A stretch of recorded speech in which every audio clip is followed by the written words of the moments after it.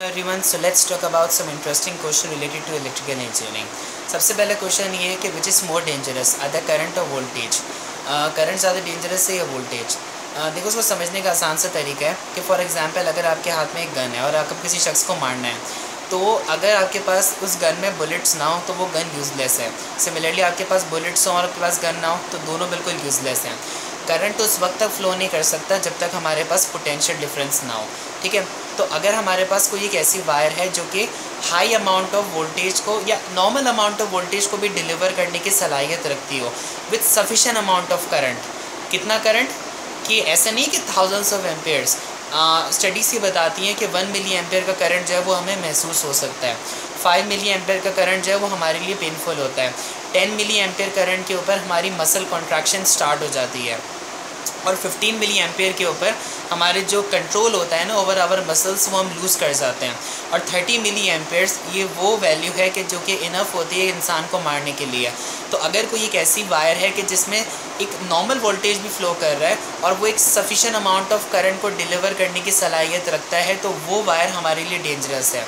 तो करंट और वोल्टेज दोनों हमारे लिए डेंजरस होते हैं। एक और सवाल ये है कि एसी को ज़्यादा इंसुलेशन चाहिए होती है या डीसी को ज़्यादा इंसुलेशन चाहिए होती है?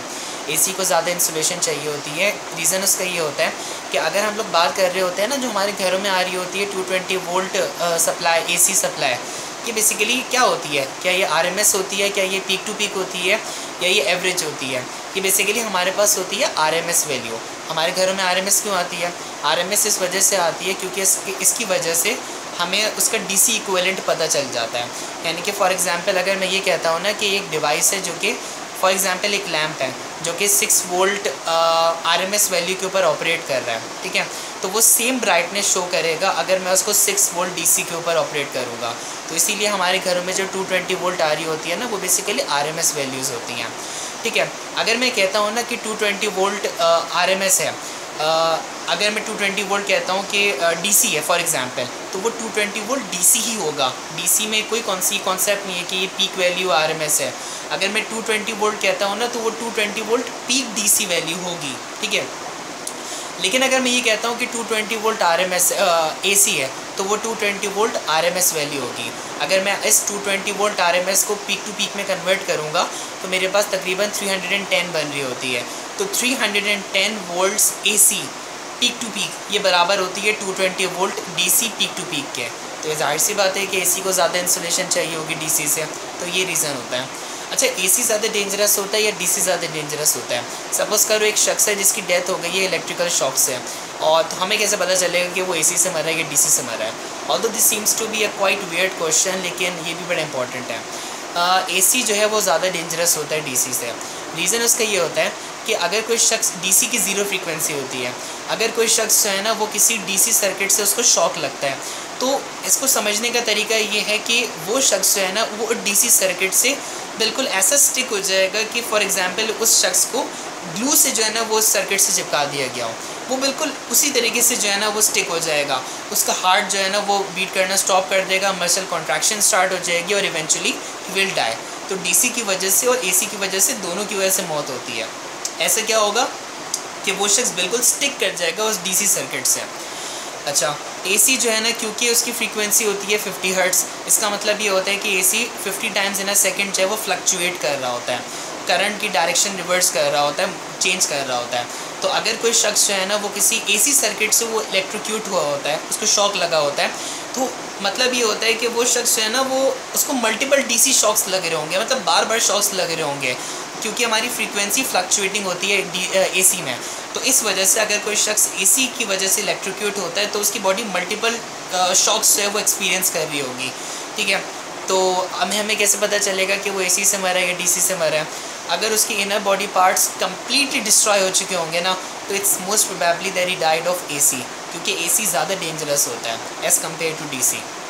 अच्छा, कभी ऑब्ज़र्व करें कि जब हमारा इन्वर्टर चल रहा होता है तो या यूपीएस चल रहा होता है, तो उसमें क्या होता है कि एक हमिंग साउंड आ रही होती है, मतलब यानी कि जो फैंस वगैरह चल रहे होते हैं उनमें से एक हमिंग साउंड आ रही होती है। क्यों? रीज़न उसका ये होता है कि इन्वर्टर एक ऐसी डिवाइस है जो कि डीसी को एसी में कन्वर्ट कर रहा होता है, लेकिन वो जो एसी का मतलब कन्वर्ट हुई हुई होती है ना, वो प्योरली साइनसॉइडल नहीं होती है, उसमें डिस्टॉर्शंस होती हैं, उसमें डिस्टर्बेंस होती हैं। टेक्निकली हम लोग ये कहते हैं कि उसमें हार्मोनिक्स होते हैं, तो इन हार्मोनिक्स की वजह से आवाज़ आ रही होती है। एक और रीज़न ये भी हो सकता है कि हमारी जो मशीन्स होती हैं ना, उनमें मैग्नेटिक मटेरियल्स होते हैं और उनकी एक प्रॉपर्टी होती है जिसको हम कहते हैं मैग्नेटो स्ट्रिक्शन, उसकी वजह से भी साउंड आ रहा होता है। तो ये मोस्ट प्रोबेबल रीजंस हो सकते हैं।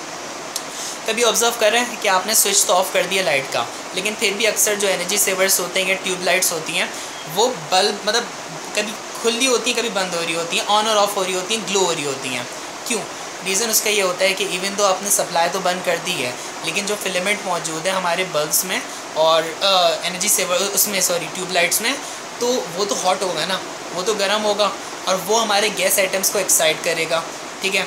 और गैस आइटम्स जो हैं वो फोटॉन्स को रिलीज़ करेंगे और इसकी वजह से हमें ये फिनोमेना ऑब्जर्व होता है कि इवन तो हमने स्विच ऑफ कर दिया, लेकिन फिर भी ट्यूब लाइट जो है वो ऑन और ऑफ हो रही होती है। It's not at all dangerous. अच्छा, हमारे पास जो जनरेशन हो रही होती है ना, वो 50 हर्ट्ज़ के ऊपर हो रही होती है या 60 हर्ट्ज़ के ऊपर हो रही होती है। तो 50 हर्ट्ज़ का मतलब क्या होता है, पहले ये पता होना चाहिए। देखो, हमारे पास जो जनरेशन होती है ना, वो 3 फेज़ में होती है, ठीक है। और 3 फेज़ का मतलब ये होता है कि हमारे पास अगर फ्रीक्वेंसी 50 हर्ट्ज़ है ना, तो हर फेज़ वायर जो है ना वो 50 times in a second positive होगी और 50 टाइम्स इन अ सेकेंड जो है वो नेगेटिव होगी। मतलब अगर एक फेज़ वायर जो है वो पॉजिटिव है ना, तो दूसरी फेज़ वायर जो है ना वो मोस्ट प्रोबेबली नेगेटिव होगी, ठीक है। तो इस वजह से हमारे पास हम ये कह सकते हैं कि वो 50 times in a second live हो रही होती है और 50 टाइम्स इन अ सेकेंड वो ऑफ हो रही होती है। तो और करंट जो है ना, अगर एक वायर में से फ़्लो कर रहा है फेज़ वायर में से, तो वो रिटर्न पाथ प्रोवाइड कर रहा हो, दूसरी फेज़ वायर जो है उसको रिटर्न पाथ प्रोवाइड कर रही होती हैं। तो इस वजह से हमेशा ये कहा जाता है कि 3 फेज़ जो होता है वो लोड्स बैलेंस्ड होते हैं, क्योंकि उन्हें किसी न्यूट्रल की ज़रूरत नहीं होती है, क्योंकि उन्हें रिटर्न पाथ और वो ख़ुद प्रोवाइड कर रहे हैं, उन्हें न्यूट्रल की ज़रूरत ही नहीं है। इस चीज़ को ऑब्जर्व भी कर सकते हो अगर आप फेस टेस्टर यूज़ करो। फेस टेस्टर जो टेस्टर हमारे पास होता है चेक करने के लिए, उसमें ऑब्जर्व कर सकते हो कि वो ग्लो करेगा ऑफ होगा, ग्लो करेगा ऑफ होगा। तो इसीलिए 3 फेज़ लोड्स बैलेंस्ड होते हैं। 50 हर्ट्ज़ का मतलब ये होता है कि हमारे पास हर फेज़ वायर जो है 50 times in a second positive हो रही होती है और दूसरी phase wire 50 times in a second negative हो रही होती है। तो ये हमारे पास मतलब होता है। हमारे पास 50 हर्ट्ज़ के ऊपर ही क्यों जनरेशन होती है, 20 हर्ट्ज़ के ऊपर या फॉर एग्जांपल 80 हर्ट्ज़ के ऊपर क्यों नहीं होती? देखो, लोअर फ्रीक्वेंसी का मतलब, एक और बात कि 50 हर्ट्ज़ का मतलब ये होता है कि हमारे पास ये जो बल्ब्स होते हैं ना, ये फ्लिकर कर रहे होते हैं 50 टाइम्स इन अ सेकेंड, ठीक है। फ्लिकरिंग का मतलब होता है ऑन और ऑफ हो रहे होते हैं। ये फिनोमेना हम लोग अपनी आइज़ से ऑब्जर्व नहीं कर सकते, क्योंकि वो इतनी रैपिडली, इतनी फास्ट रेट से जो है ना वो फ्लिकर कर रहे होते हैं कि हमारी नॉर्मल आइज़ इस चीज़ को डिटेक्ट नहीं कर पाती। तो ये 50 हर्ट्ज़ का भी ये मतलब होता है कि वो फ्लिकरिंग बल्ब्स की 50 हर्ट्ज़ के ऊपर हो रही होती है, वो ऑन और ऑफ हो रहे होते हैं 50 हर्ट्ज़ के ऊपर। हम लोग 20 हर्ट्ज़ के ऊपर या कम फ्रीक्वेंसी के ऊपर क्यों नहीं करते हैं? रीज़न उसका ये होता है कि ये फ्लिकरिंग का रीज़न तो है कि अगर हम कम फ्रीक्वेंसी के ऊपर करेंगे तो हमारी आइज़ जो है ना वो उसको डिटेक्ट कर सकती हैं, और जाहिर सी बात है कि वो एनॉइंग होएगा हमारे लिए कि आप देख रहे होगे कि बल्ब जो है वो ऑन हो रहा है, ऑफ हो रहा है, ऑन हो रहा है, ऑफ हो रहा है। तो ये हमारे लिए होता है कि इस वजह से लोअर फ्रीक्वेंसी के ऊपर नहीं कर रहे होते due to flickering. High frequency के ऊपर इस वजह से नहीं कर रहे होते क्योंकि देखो, जितने भी लॉसेस होते हैं ना, चाहे वो एडी करंट हो, चाहे वो स्टेरिसिस लॉस हो, चाहे वो इवन स्किन इफेक्ट हो, स्किन इफेक्ट जो है वो डायरेक्टली प्रोपोर्शनल होता है फ्रीक्वेंसी से। तो लॉसेस की वजह से ना, जो कि डायरेक्टली प्रोपोर्शनल होते हैं फ्रीक्वेंसी से, तो ये अनडिज़ायरेबल होता है। इंडक्टर के अक्रॉस लॉसेस हमारे पास बढ़ जाएंगे क्योंकि इंडक्टिव रिएक्टेंस हमारे पास बढ़ जाती है, जो कि 2πfl होती है। फ्रीक्वेंसी बढ़ाओगे इंडक्टिव रिएक्टेंस बढ़ जाएगी, तो इंडक्टर के अक्रॉस ड्रॉप बढ़ जाएगा। तो इस वजह से हम लोग नहीं कर रहे होते हैं इसके ऊपर। सो ये थोड़ा सा इंट्रोडक्शन था। I am sure it will be beneficial for someone इंशाल्लाह।